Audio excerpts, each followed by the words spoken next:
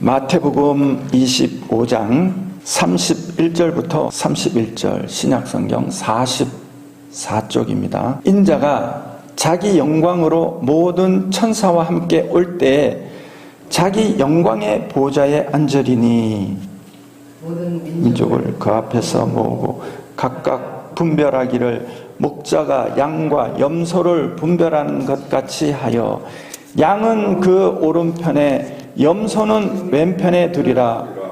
그때 임금이 그 오른편에 있는 자들에게 이르되 내 아버지께 복받을 자들이여 나와 창세로부터 너희를 위하여 예비된 나라를 상속하라.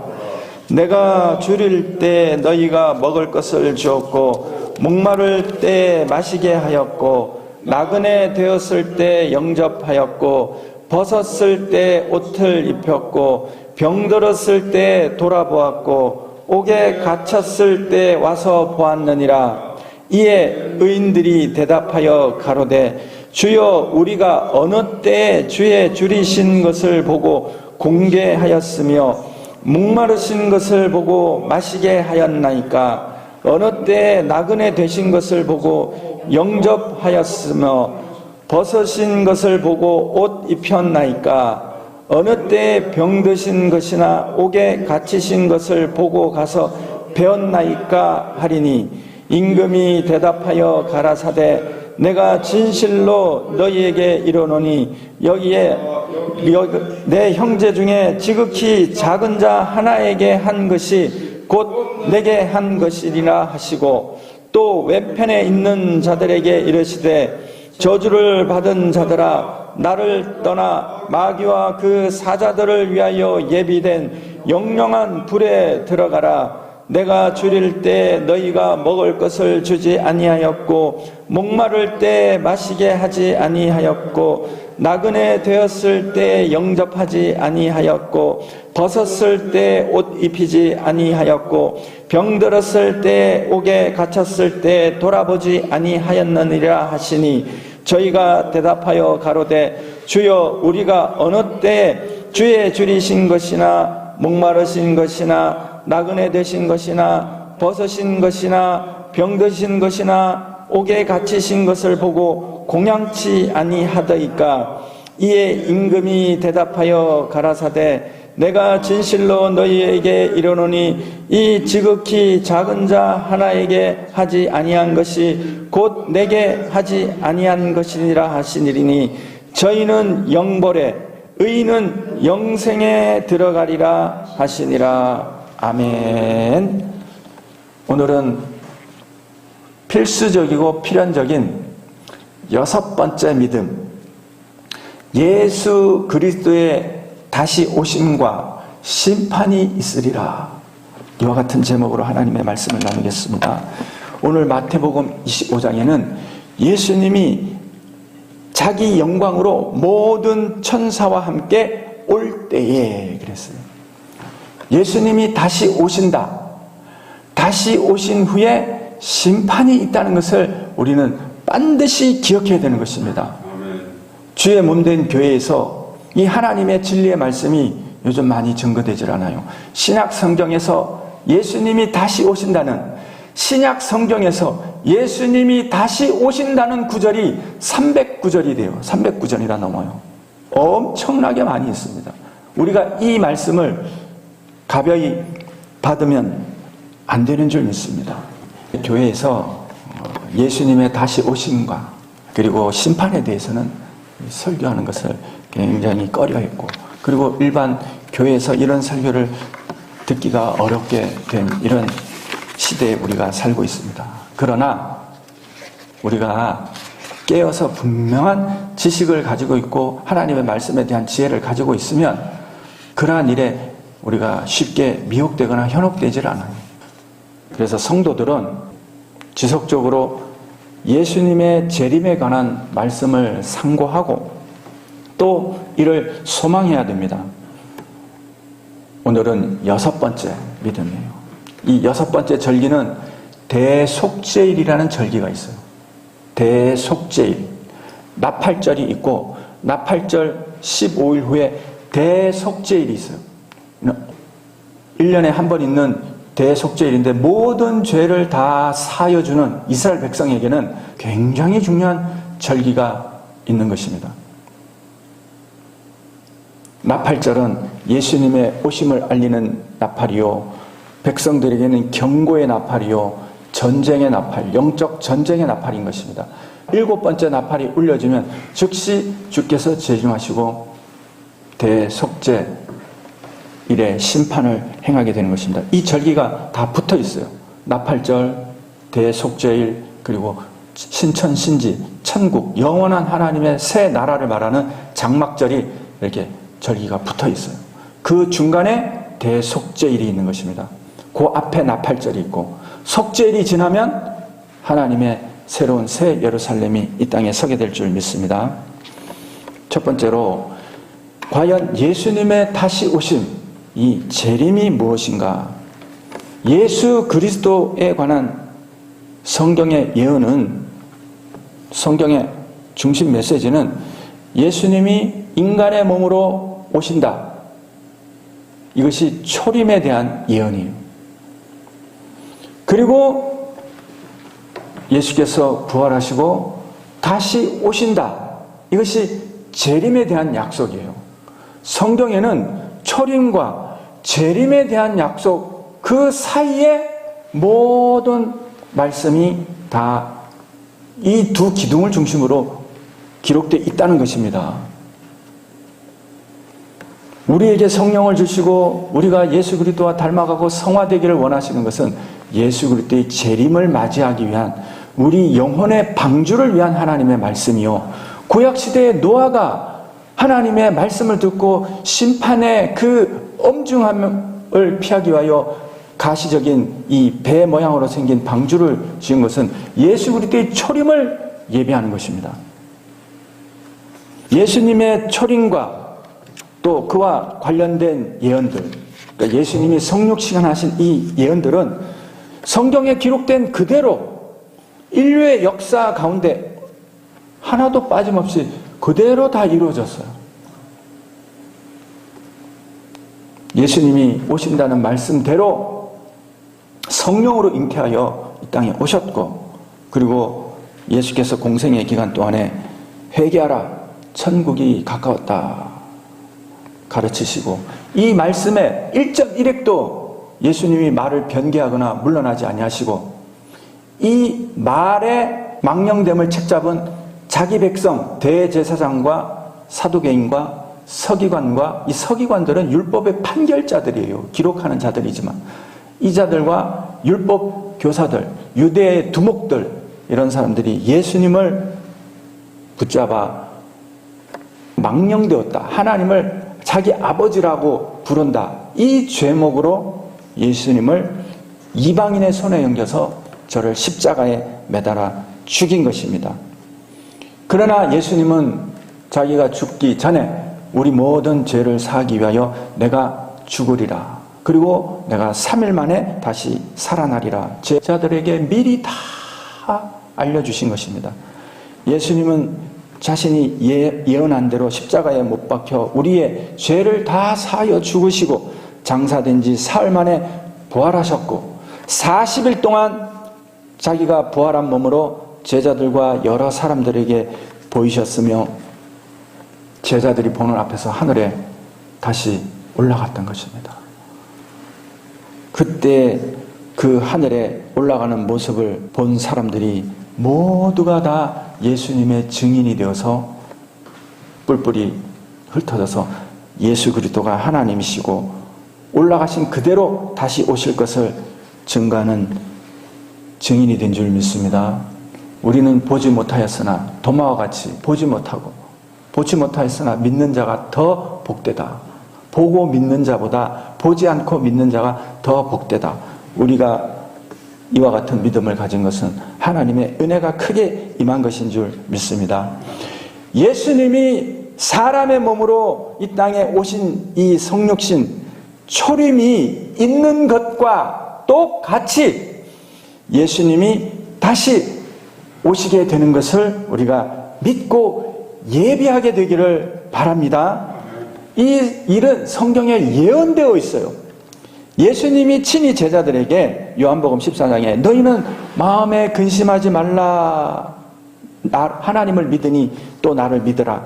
내 아버지 집에 거할 곳이 많도다. 그렇지 않으면 너희에게 일렀으리라. 내가 너희를 위하여 거처를 예비하러 가노니 가서 너희를 위하여 거처를 예비하면 내가 다시 와서 너희를 내게로 영접하여 나 있는 곳에 너희도 있게 하리라. 예수님이 친히 말씀하신 것이에요. 내 아버지 집에 거할 곳이 많고 내가 너희를 위하여 하늘 천국 영원한 나라의 거처를 예비하러 가느니 가서 다 예비하면 그때 다시 와서 너희를 내게로 영접하리라. 이게 유대인의 결혼에 관한 그 비유를 통해서 신랑이신 예수님이 우리와 자기 피로 이 포도주, 그 유대인들은 약혼식이 끝나면 도장이 다 끝나면 포도주를 가지고 축배를 든단 말이에요. 그 축배가 우리 오늘날 성만찬을 드리면서 그 기념을 하는 거예요. 그게 뭐냐? 예수님과 즉 하나님과 우리의 약혼식, 청혼이 이루어진 것을 우리가 확정하는 것입니다. 예수님은 우리와 혼인을 하셨기 때문에 우리와 거처할 거처를 예비하러 아버지 집에 가서 아버지가 그 거처가 다 완성되었다라고 말할 때까지 지금 거처를 예비하고 있는 중이신 줄 믿게 되기를 바랍니다. 마태복음 24장에는 인자가 구름을 타고 능력과 큰 영광으로 오는 것을 보리라. 이게 미래형이에요.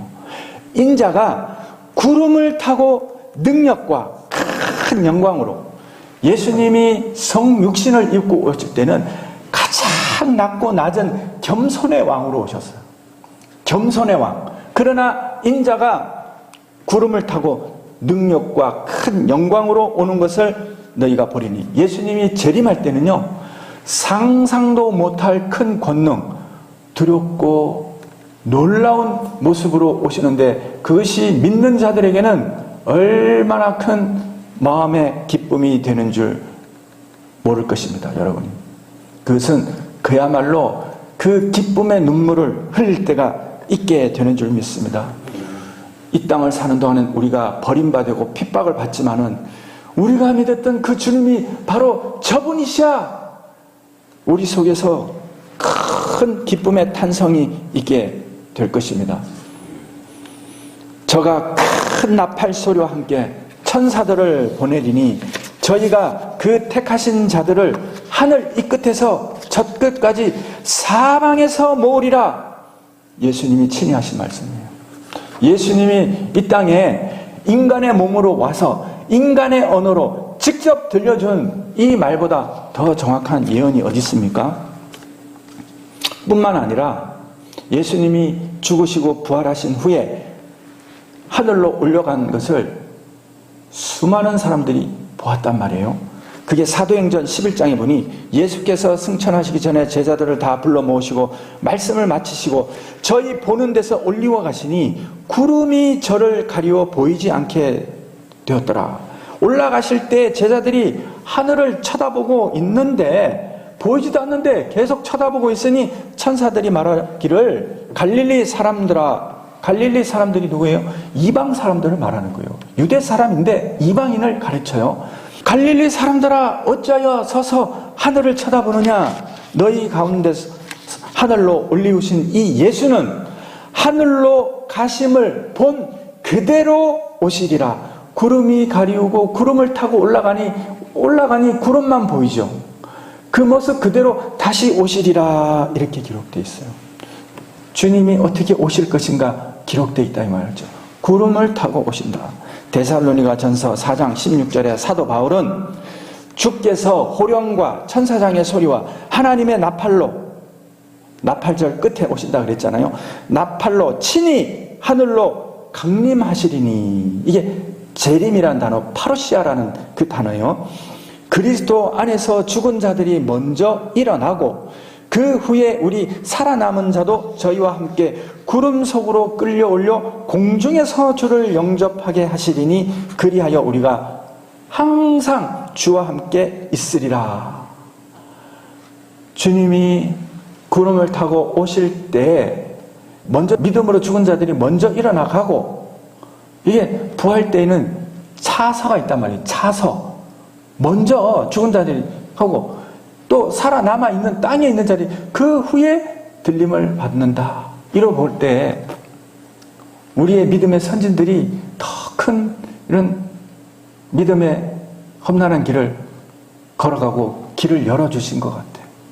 그들이 먼저 들림받아 그들은 목숨을 걸고 주 예수를 믿었고 재림을 기다렸고, 우리는 편안한 중에 예수를 영접했는데 웬 은혜인지 하나님께서 성령의 기름 부음을 한없이 부어주셔서 적은 고난에도 하나님의 말씀을 깨닫게 하시고 지혜를 주셔서 주의 말씀이 이해되어진다는 것은 하나님의 성령이 함께 하신다는 증거입니다.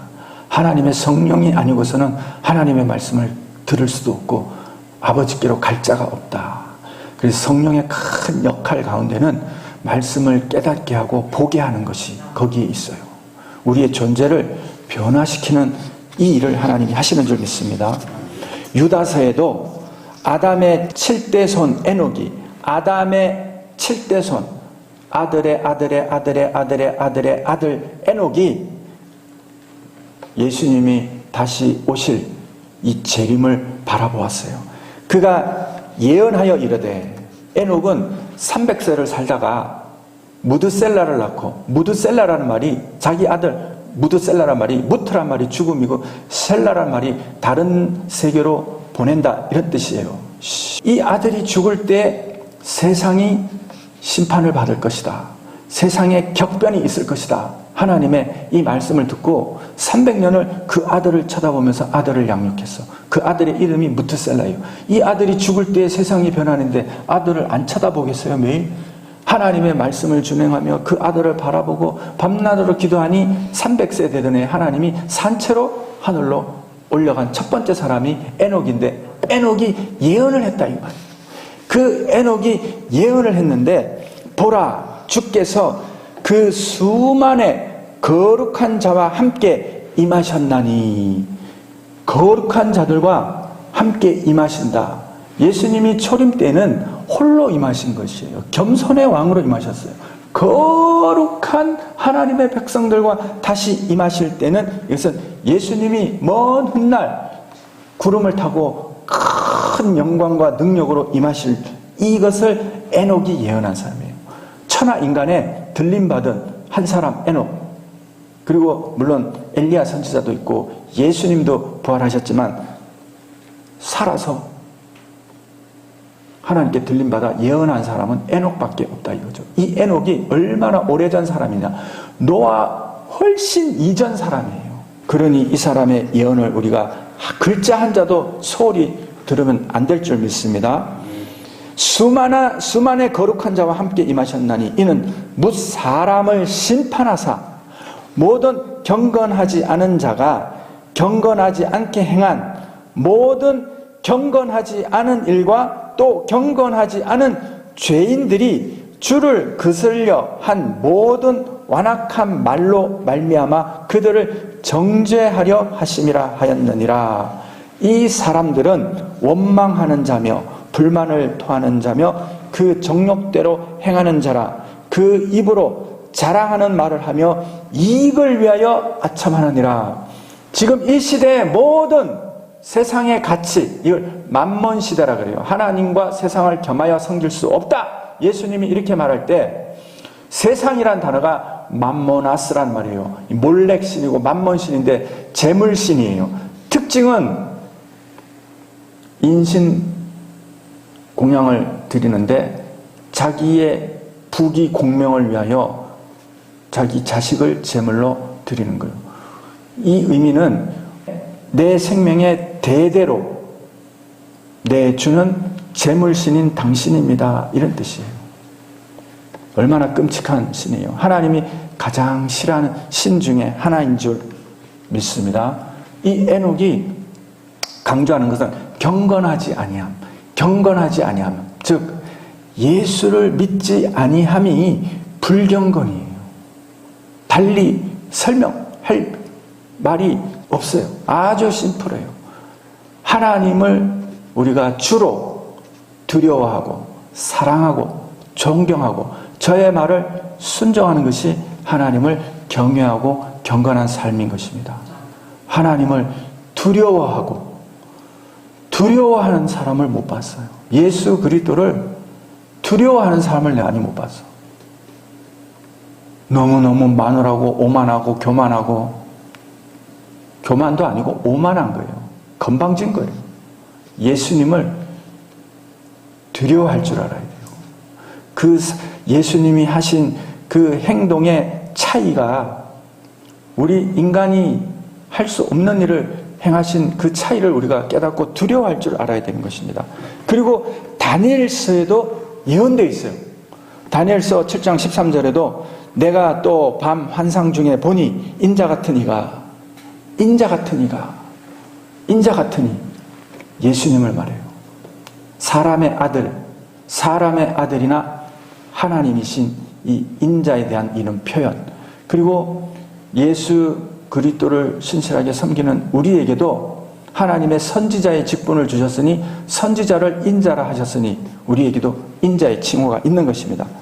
다니엘이 밤에 환상 중에 보니 인자 같은 이가 하늘 구름을 타고 와서 옛적부터 항상 계신 이에게 나아가 그 앞으로 인도되며, 다니엘이 예수님이 재림하실 때 내가 들림받아 저와 함께 하나님 아버지 앞에 인도되며 그에게 권세와 영광과 나라를 주고 모든 백성과 나라들과 다른 언어를 말하는 모든 자들이 그를 섬기게 하였으니 그의 권세는 소멸되지 아니하는 영원한 권세요 그의 나라는 멸망하지 아니할 것이요.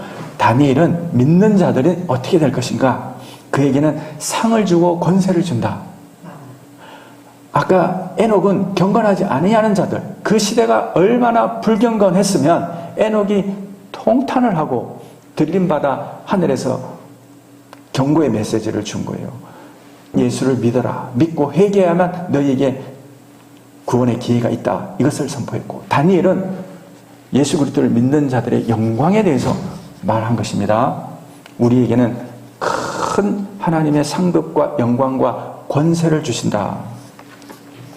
예수님의 재림에 대한 신약 성경은 300회 이상 기록되어 있고 초림에 대한 기록보다 8배가 많이 기록되어 있다고 신학학자가 말을 했어요. 데살로니가 전후서, 마태복음 24장, 마가복음 13장, 이 모든 성경이 예수님의 재림에 대해서만 언급하고 있다는 것. 그래서 예수님이 다시 오신다는 이 재림의 사건이야말로 신약 성경에서 찾아볼 수 있는 굉장히 큰 메시지 중에 한 가지라는 거예요. 예수님께서 우리에게 많은 부분들을 할애해서 가르쳐 준 것이 회개에 대해서 가르쳐 주시고, 부활에 대해서 가르쳐 주시고, 그리고 천국에 대해서 성경을 할애해서 굉장히 많이 가르쳐 주셨어요.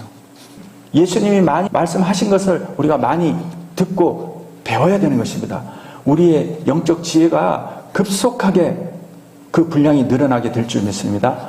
이에 겸하여 재림에 대한 메시지도 우리가 많이 들어야 되는 것입니다. 아주 많이 들어야 돼요. 예수님의 다시 오심은 우리가 눈으로 볼 수 있는 가시적인 확연한 다시 오심이 될 줄 믿습니다. 다시 오시는 예수님은 만왕의 왕이요 만주의 주로 오셔서 만 백성을 심판하시고 주 안에 있는 자들에게는 엄청난 상급과 권세를 주시게 되는 것입니다. 그리고 재림할 때 그리스도 안에서 죽은 자들은 몸이 부활하여 하나님을 영접하게 되고, 살아있는 자들도 그 몸이 호련히 변화되어 주님 앞에 이끌림을 받게 되는 것입니다. 그리하여 영광 중에 주님을 뵙고 하나님의 백성들에게는 각 사람이 면류관을 받고 그 행한 대로 상을 받게 되는 것입니다. 사도 바울은 이 상을 굉장히 사모했어요. 사도 바울은 나이가 들었을 때 주님이 주실 면류관을 무척 사모한 사람이 사도 바울인 것입니다.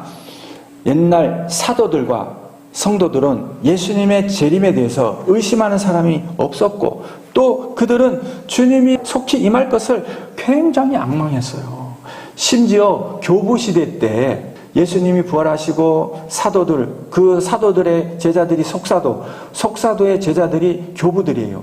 이 교부들, 속사도와 교부들이 있던 이 시대에는요, 부활을 얼마나 사모했는지 예수 믿는 사람들은 부활을 영광으로 여겼어요. 심지어 유스티누스라는 신학자가 있는데 이 신학자는 공부를 많이 한 사람이에요.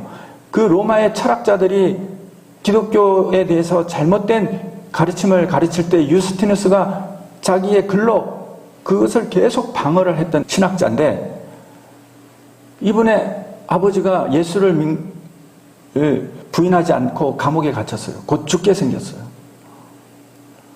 그때는 이제 핍박이 있었기 때문에 성경책을 밟고 지나가면 무죄 방면이요, 성경책을 밟지 않고 예수의 믿음을 지키는 자는 감옥에 가두고, 그래도 일정 기간이 지나서 자기가 예수를 부인하지 않으면 사형을 시켰어요.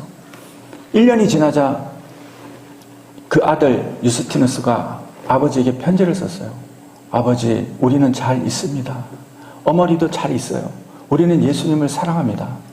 아버지, 우리 걱정하지 마시고 혹여 우리 때문에 예수를 부인하거나 순교하는 것을 두려워하지 마시길 바랍니다. 이렇게 편지를 보냈어요. 아버지가 아들의 편지를 보고 눈물을 흘리면서 형장으로 끌려가 나를 속히 죽여달라. 그리고 죽었어요. 그 아들 유스티누스는요, 평생에 아버지의 이 순교신앙을 앙망하면서 죽기를 각오하고 죽기를 사모하면서 글을 쓰고 그렇게 예수님을 변론하고 살다가 죽었어요. 유스티누스가 쓴 그 책이요, 하루에 5권을 썼대요. 하루에 5권의 책을 썼대요. 하루에. 나는 도저히 상상도 못해요. 우리는 하루에 설교 한 편 만들기도 힘들어요. 하루에 5편의 책을 쓰고 5만 권의 책을 쓰고 죽었다 그래요. 5만 권. 예수님을 변호하는 책을. 그 당시의 사람들은 주님을 앙망하고 이렇게 살았다는 것을 우리가 기억해야 되는 것입니다. 하나님의 날이 임하기를 바라보고 간절히 사모하라. 그날에 하늘이 불에 타서 풀어지고 물질이 뜨거운 물에 녹아질 것이다. 주의 날이 밤에 도적같이 이룰 줄 너희 자신이 자세히 알기 때문이다. 그랬어요. 주의 날이 밤에 도적같이 임하는 것을 너희가 다 알고 있대. 우리가 주의 날이 밤에 도적같이 임한다는 것을 지금 알았죠. 알게 되기를 바랍니다. 우리가 평안하다, 무사태평하다, 즐겁다 할 때에 하나님의 심판의 주로 오게 되신다. 그러면 도대체 주님은 언제 재림하느냐? 이게 문제예요. 언제 재림하느냐? 이것 때문에 문제가 되는 것입니다. 하나님의 말씀을 잘 들어보세요. 마태복음 24장 36절에 예수님이 친히 알려주셨어요. 친히. 그 날과 그 때는 아무도 모르나니, 그 날과 그 때는 아무도 모르나니 하늘의 천사들도 모르고 아들도 모르고 오직 아버지만 아시느니라. 아버지만 아시는 줄 믿습니다. 그런데 예수님이 깨어있는 자들에게는 또 하나 말씀하신 게 있어요. 그러나 너희가 천기는 읽는데 시대는 구분하지 못하느냐? 그리고 징조가 있다 이 말이에요. 징조. 이런 징조가 있거든 너희는 다시 내려오지 말고 도망가라. 이렇게 알려주셨다 이 말이죠. 그 징조가 뭐냐? 마태복음 24장 14절에는 이 천국 복음이 모든 민족에게 증언되기 위하여 온 세상에 전파되어야 그때서야 끝이 난대. 그럼 천국 복음은 뭐냐? 마태복음 24장에 보면은 제자들이 세상 끝날이 어떻게 임하고 그때 무슨 징조가 있사오리까? 3절에 보면 예수님이 감람산에 앉아 있는데 제자들이 조용히 와서 우리에게 일러주셔서 어느 때에 이런 일이 있겠사오며 또 주의 임하심과 주님이 재림하신 것, 세상 끝날에 무슨 징조가 있사오리까? 그랬더니 예수님이 알려주셔요. 너희가 사람의 미혹을 받지 않도록 주의하라. 사람을 주의하라. 미혹을 주의하라. 사람의 미혹을 주의하라. 많은 사람이 내 이름으로 와서 이르되 나는 그리스도라 하여 많은 사람을 미혹하게 하리라. 난리와 난리 소문을 듣겠으나 너희는 삼가 두려워 말라. 이런 일이 있어야 하되 끝은 아직 아니니라. 민족이 민족을, 나라가 나라를 대적하여 일어나겠고 처처의 기근과 지진이 있으리니 이 모든 것이 재난의 시작이라. 이 재난이라는 말이 산고, 이 산통이라 그랬잖아요. 그 여자가 남편과 결혼하여 씨를 받아 잉태하여 그 아들을 낳는 산고의 그 생명 기원의 아르케, 시작, 근본이다. 이 단어는요, 엄청난 가치 있는 단어예요. 우리가 번역을 재난의 시작이라 해서 환란이라 생각하는데, 세상에는 놀라운 이런 요동침과 환란과 난리와 난리, 기근과 지진, 이런 전쟁을 방불하는 일이 끊이지 않아야겠지만, 믿는 자들에게는 이런 일들이 생명을 잉태하는 그 근본이 된다, 뿌리가 된다, 환경이 된다, 이런 뜻입니다. 그때 사람들이 너희를 환란에 넘겨주겠고, 이 일이 지금 이루어지는 것입니다. 용의 권세가 지금 문이 열리면 불과 연기와 유황불이 올라오는데, 이 때가 지금 문이 열린 줄 믿게 되기를 바랍니다. 문이 열렸다고요. 그래서 예수님이 우리에게 알려주시는 것입니다. 물론 이 예언에 대해서 로마의 기독교 박해로 해석을 하고 끝났다고 말하는 사람들이 있어요. 아니에요. 끝났으면 예수님이 오셔야죠. 그 박해가 모형을 우리에게 보여줬고 그와 같은 박해가 예수님 오실 때까지 있을 것이라는 걸 알려주는 것입니다. 우리가 지금 이 좋은 자유 대한민국, 기독교 국가론으로 우리 대한민국이 시작했기 때문에 우리가 지금 마음껏 기도하고 찬송하고 예배당을 짓고 이렇게 하는 거죠. 우리나라 외에 다른 나라에 이렇게 신앙생활 할 수 있는, 자유롭게 하는 나라가 많지가 않아요.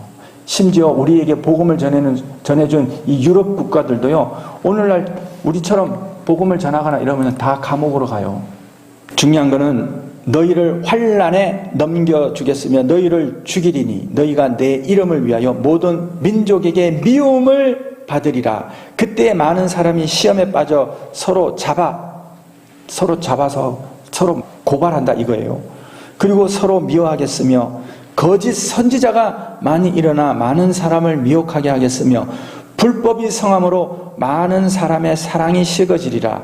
그러나 끝까지 견디는 자는 구원을 얻으리라.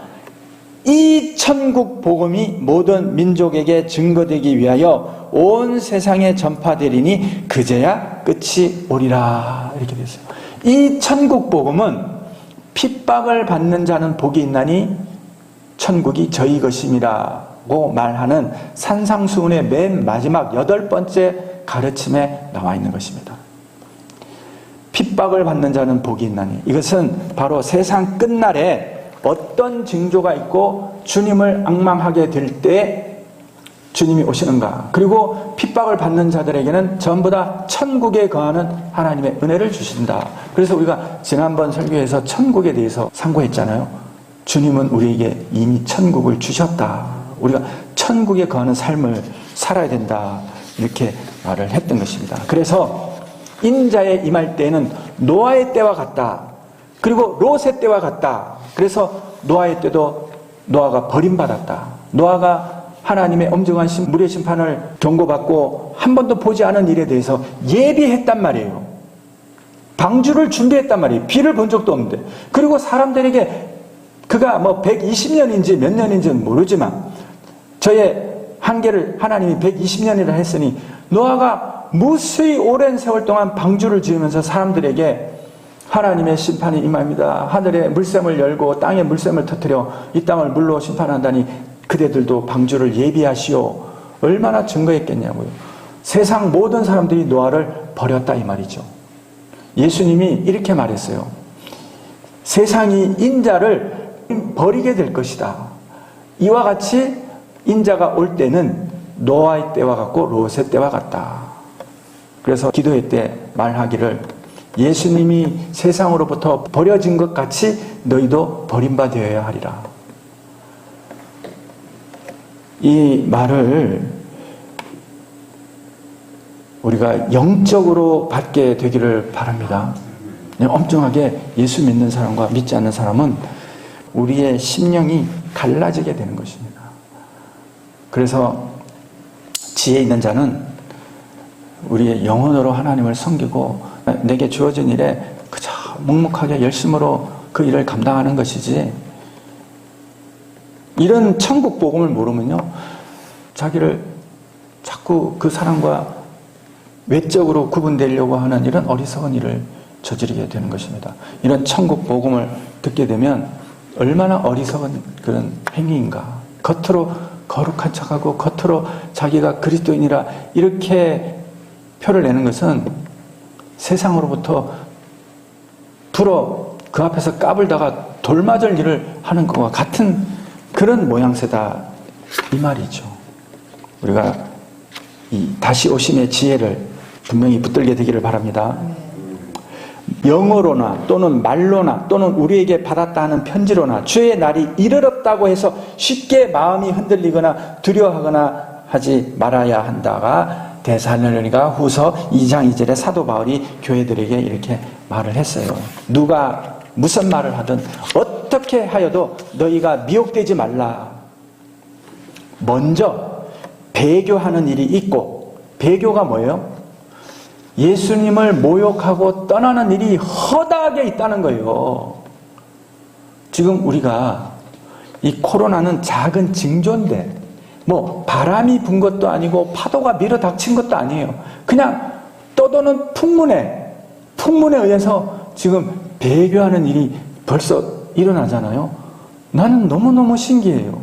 그렇게 오랫동안 예수님을 사랑합니다, 감사합니다 고백하며 다녔다는 사람이 어떻게 이렇게 이 뭐 코로나인지 뭔지 이런 질병이 도니까, 질병이 도는 것과 교회를 떠나는 것은 엄연히 다른 문제인데 배교하는 일이 있다 이거죠. 이후로 이보다 더한 일이 없겠어요? 어마어마하게 많죠. 왜냐하면 로마 때에도 배교하는 일이 있었거든요. 성경책을 밟으시오, 예수를 부인하시오, 배교하고 다 성경책 밟고 떠났어요. 물론 회개하고 돌아온 자가 있었죠. 또 엄청난 핍박과 박해가 있으면서 배교하는 일이 있고, 저 불법의 사람 곧 멸망의 아들이 나타나기 전에는 그날이 이르지 아니하리라. 이 멸망의 아들이 서게 된다 이거죠. 아직 멸망의 아들이 가시적으로 안 나타났잖아요. 세계를 지배하는 하나의 왕이 나타나면 시작된 거예요. 그리고 무저갱에서 용이 올라오는데, 용이 올라오면 그 환난을 견딜 자가 아무도 없다고 기록되어 있어요. 다 믿음을 배반하게 되어 있다. 어떻게 해야 돼요? 자기 처소에서 믿음을 끝까지 지키고 숨죽이고 주님만 붙들고 성경책을 품에 품고 여러분이 끝까지 믿음을 지키게 되기를 바랍니다. 예수님이 어떻게 오시는가에 대해서도 기록되어 있어요. 아까 이야기했지만 그때 인자 징조가 보이고 하늘에서 보이고, 그때 땅의 모든 족속들이 통곡하며 그들이 인자가 구름을 타고 큰 능력과 큰 영광으로 오는 것을 보리라. 요한계시록에 또 기록되어 있어요. 볼지어다 그가 구름을 타고 오시리라. 각 사람의 눈이 그를 보겠고 그를 찌른 자들도 볼 것이요 땅에 있는 모든 족속이 그로 말미암아 애곡하리니 그러하리라. 아멘. 주님은 구름 타고 오시고, 그리고 전 세계에 있는 사람들이 다 보게 될 것이라고 기록되어 있어요. 마태복음 24장에 번개가 동편에서 나서 서편까지 번쩍인 같이 인자의 임함도 그러하리라. 순식간에 모든 믿는 자에게 다 일시에 나타나는 것입니다. 그래서 예수님은 너희를 미혹할 때 인자가 저기 있다 여기 있다 할 때 너희는 쫓지도 말고 가지도 말라. 너희는 그냥 가만히 있어라. 예수님이 계속 가르쳐 주세요. 그리스도가 여기 있다 저기 있다 할 때 너희는 가지도 말고 쫓지도 말라. 너희는 너희 송곳에 가만히 있어라. 가만히 있는 자가 버림받는 거예요. 주님의 말씀을 끝까지 믿는 자들이 다 미움을 받고 손가락질 받게 돼 있어요. 그러나 우리는 예수 그리스도, 기억이 안 나거든. 예수 그리스도의 이름만 우리가 붙들게 되기를 바랍니다. 예수님이 오시면 세 번째로 하실 일이 있는데 그게 뭐냐? 바로 백보자 심판이 있다는 것입니다. 심판은 이 세상 그 누구도 피할 수가 없어요. 히브리서 9장 27절에 한 번 죽는 것은 사람에게 정하신 것이요 그 후에는 심판이 있으리라. 죽음도 필연적이잖아요. 죽음의 원인은 뭐예요? 죄예요. 죄로 말미암아 죄의 싹은 사망이다. 그래서 우리가 죄인이기 때문에 죽는 것이고 죽음은 필연적이에요. 우리에게 죄인이란 것은 아주 필연적인 존재 양식이다. 그리고 죄인이기 때문에 심판도 필연적이다. 사람은 죽은 후에 심판과 형벌과 또한 의로운 자들에게는 상급이 있다는 것을 우리가 믿게 되기를 바랍니다. 인자가 오늘 본문에 자기 영광으로 모든 천사와 함께 올 때 이제 이 본문이 보이죠. 인자가 자기 영광으로 모든 천사와 함께 올 때에 자기 영광의 보좌에 앉으리니 모든 민족을 그 앞에 모으고 각각 분별하기를 목자가 양과 염소를 분별하는 것 같이 하여 양은 그 오른편에 염소는 그 왼편에 두리라. 양과 염소는요 멀리서도 구별이 돼요. 우리 시골에 염소도 좀 많이 키웠거든요. 근데 양은 내가 자세히 못 봤어요. 그런데 이제 공원에 가서 대공원에 가서 보니 양은 순하게 생겼어요. 귀엽게 생겼고 하얗게 털이 막 복실복실하게 있더라고요. 염소는요 눈이 무섭고 까맣고 뿔이 있어요. 그리고 특징이 고집이 되게 세요. 말을 잘 안 들어. 그리고 좀 기분 나쁘면 뒤로 몇 걸음 가더니 내려와서 밀어요. 아, 성질이 있더라고. 무섭더라고. 꼬마 때니까. 주님이 오시면 양과 염소를 나누듯이 이 천하 만국 백성들을 다 불러 모아서 천하 만국 백성들 다 불러 모아서 의로운 자는 양은 오른편에 그런 자는 왼편에 두신다. 그리고는 심판을 하신다. 기록되어 있어요. 요한복음 5장 25절에 그 심판이 어떤 건가 잘 기록되어 있어요. 예수님이 친히 하신 말씀이에요. 진실로 진실로 너희에게 이르노니 죽은 자들이 하나님의 아들의 음성을 들을 때가 오나니 곧 이때라. 듣는 자는 살아나리라. 이거는 우리가 복음을 들었을 때 부활 생명을 얻는 걸 말하는 거예요. 아버지께서 자기 속에 생명이 있음 같이 아들에게도 생명을 주어 그 속에 있게 하셨고 또 인자됨으로 말미암아 심판하는 권세를 주셨느니라. 이를 놀랍게 여기지 말라. 무덤 속에 있는 자가 다 그의 음성을 들을 때가 오나니. 이건 두 번째. 첫 번째는 주님이 자기가 죽으시고 부활하셔서 나를 믿어라 회개하고 천국을 기업에 얻어라 오신 음성이고, 두 번째는 심판의 음성이에요. 그때가 오나니 선한 일을 행한 자는, 잘 들어보세요, 선한 일을 행한 자는 생명의 부활로, 악한 일을 행한 자는 심판의 부활로 나아오리라. 우리에게는 희망이 있고 소망이 있고 이 소망을 우리가 놓치면 안 되는 것입니다. 고린도후서 5장 10절에는 이는 우리가 다 반드시, 이게 필연적이고 피해갈 수 없어요. 이는 우리가 다 반드시 그리스도의 심판대 앞에 나타나게 되어 각각 선악간에 그 몸으로 행한 것을 따라 받으려 함이라. 이 심판에 대한 예고는요, 신약 성경에만 있는 게 아니라 구약 성경에도 있어요. 내가 한 절만 읽어드릴게요. 청년이여, 내 어린 때를 즐거워하며 네 청년의 날을 네 마음에 기뻐하여 마음에 원하는 길들과 네 눈이 보는 대로 행하라.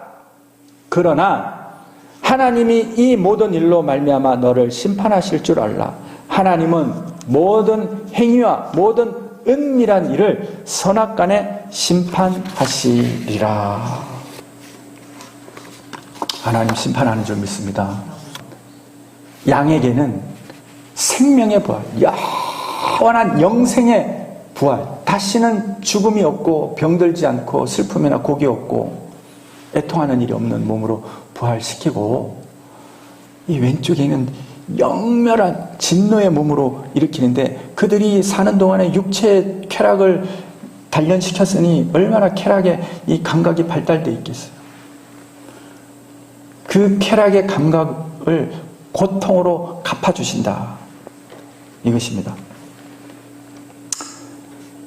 예수님이 누구든지 나를 믿는 작은 자 중 하나라도 실족하게 하면, 아까 우리 본문에는 의로운 자들이 주여 우리는 한 일이 없어요, 우리가 언제 주님을 공양하였고 먹을 걸 주었고 옥에 있을 때 돌봤고 헐벗을 때 덮을 걸 주고 주님을 돌봤습니까? 우리는 한 일이 없어요. 그랬더니 하나님이 작은 소자에게 한 그것이 내게 한 것이다. 너희들은 상을 받으라. 작은 소자에게 행한 그 일.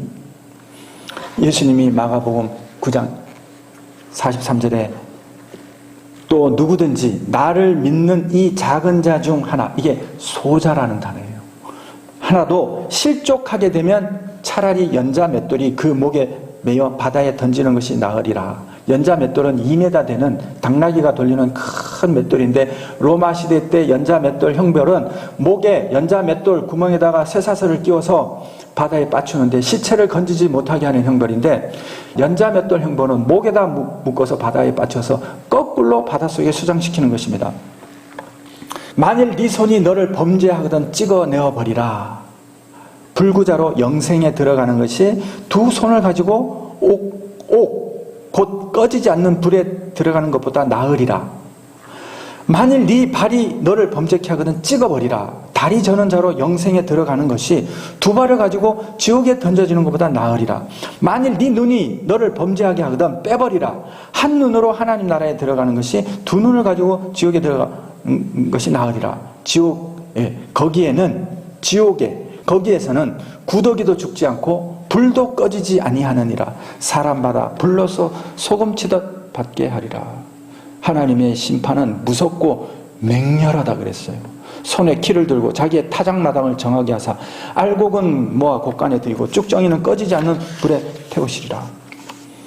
베드로가 이렇게 말했어요. 이제 하늘과 땅은 그 동일한 말씀으로, 노아의 때 물로 심판한 그 동일한 말씀으로 불사르기 위하여 보호하신 바 되어 경건하지 아니한 사람들의 심판과 멸망의 날까지 보존하여 두신 것이라.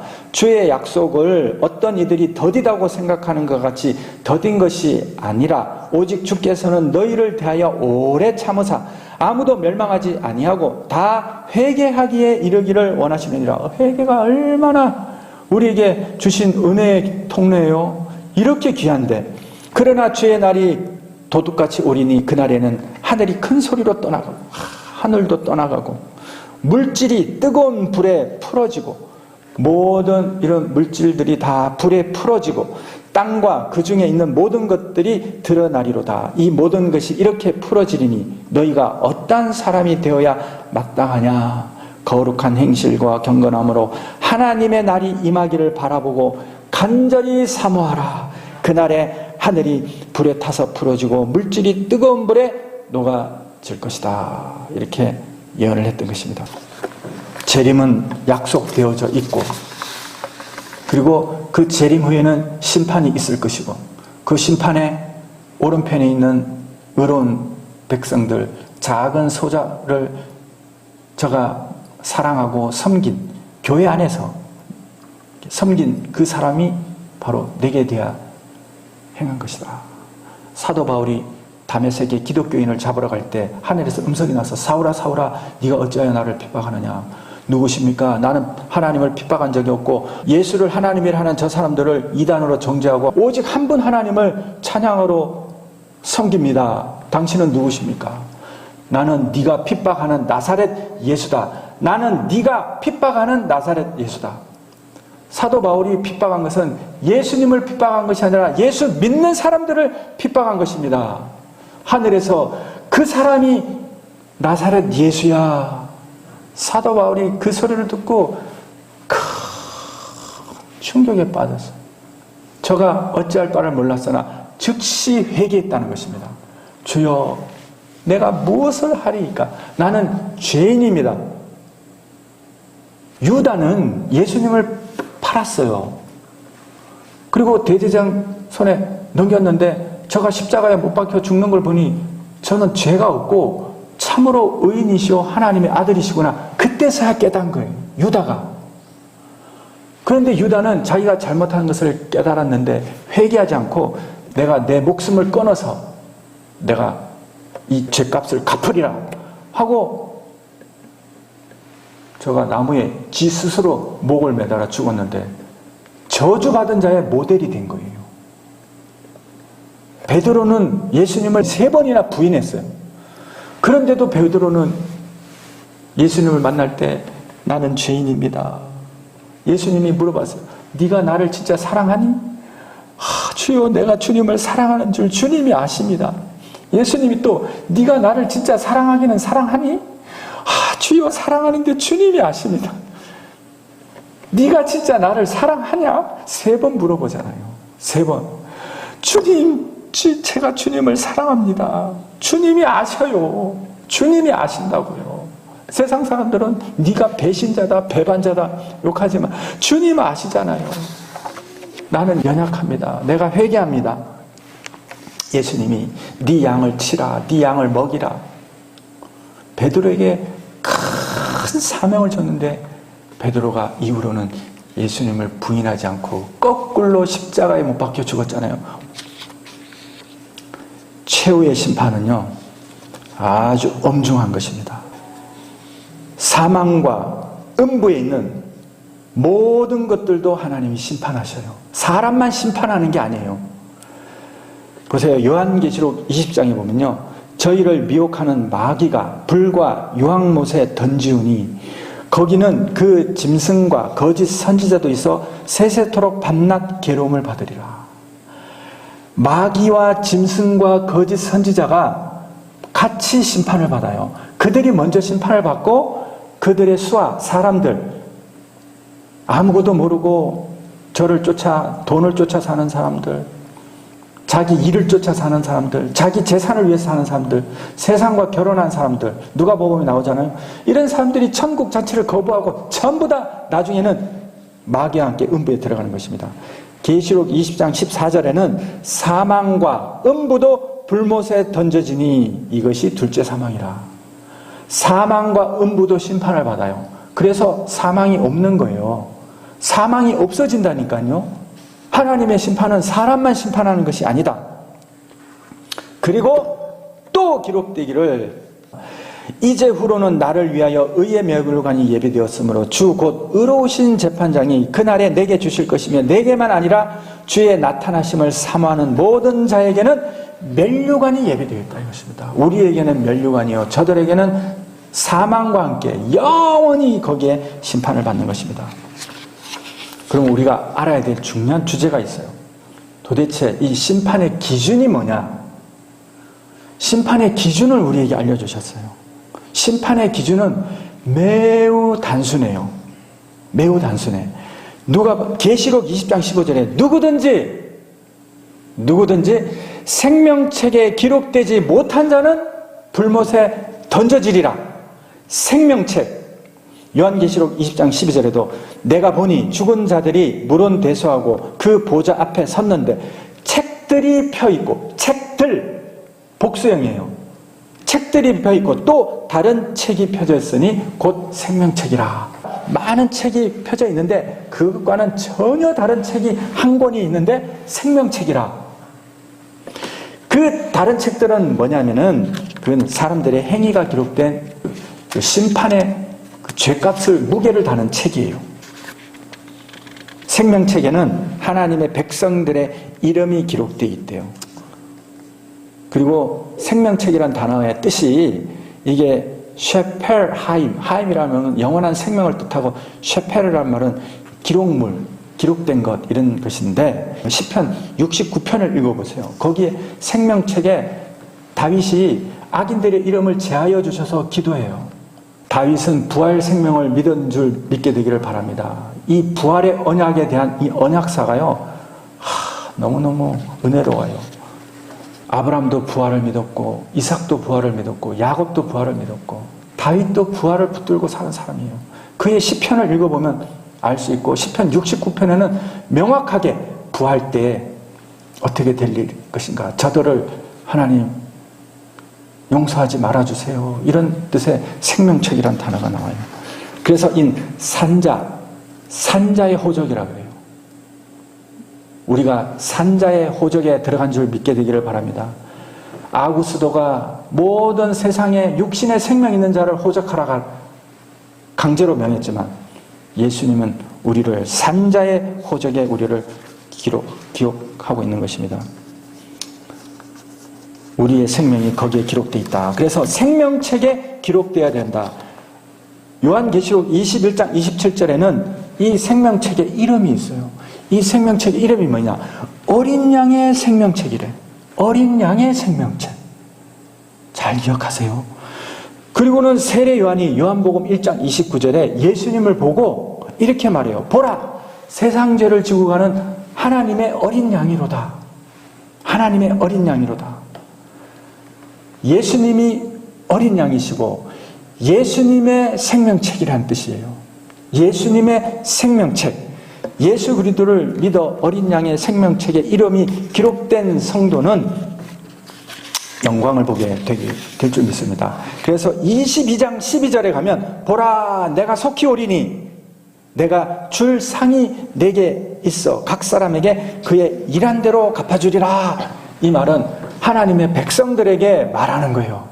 그래서 성경에서 주의 날, 인자의 날, 여호와의 날, 이런 모든 날들은 하나님의 심판의 날, 이 백보자 심판의 날, 대속죄일을 가르치는데 두 가지 의미가 있다는 것을 알아야 되는 것입니다. 한편의 사람들에게는 무섭고 맹렬한 엄중한 심판의 때예요.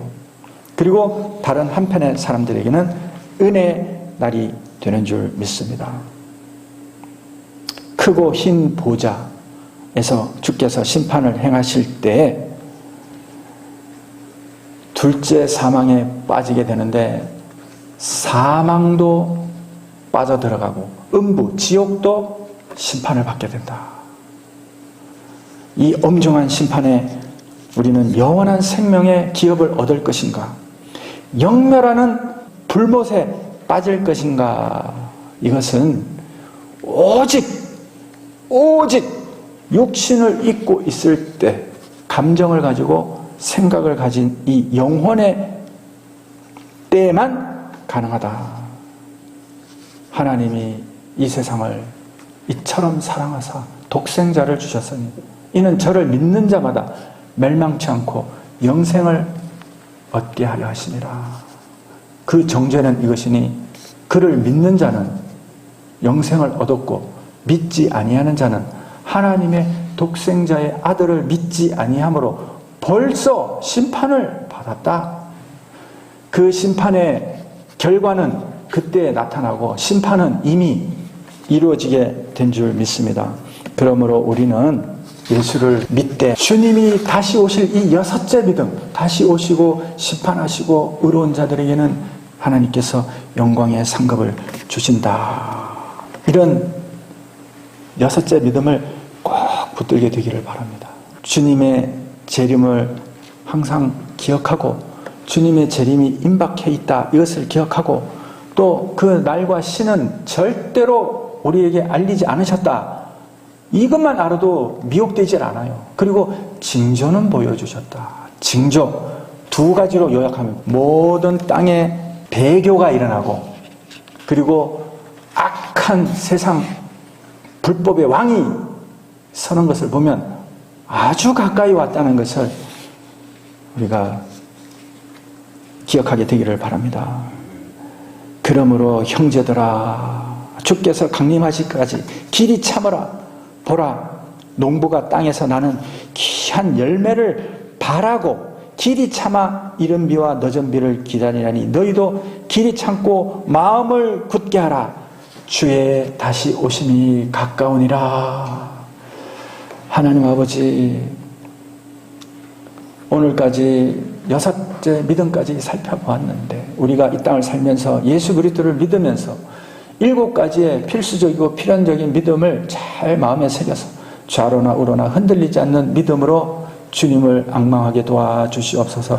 특별히 오늘 6번째 믿음, 주님의 다시 오심과 심판이 있음과 하나님의 백성에게는 면류관이 예비되어 있는 이 놀라운 은혜의 때가 왔음을 믿고 사도들의 권면과 같이 길이 참고 인내할 수 있도록 하나님 축복하여 주시옵소서. 감사를 드렸고 예수님의 이름으로 기도합니다. 아멘. 우리 잠시 주님의 오심을 기억하면서 기도합시다.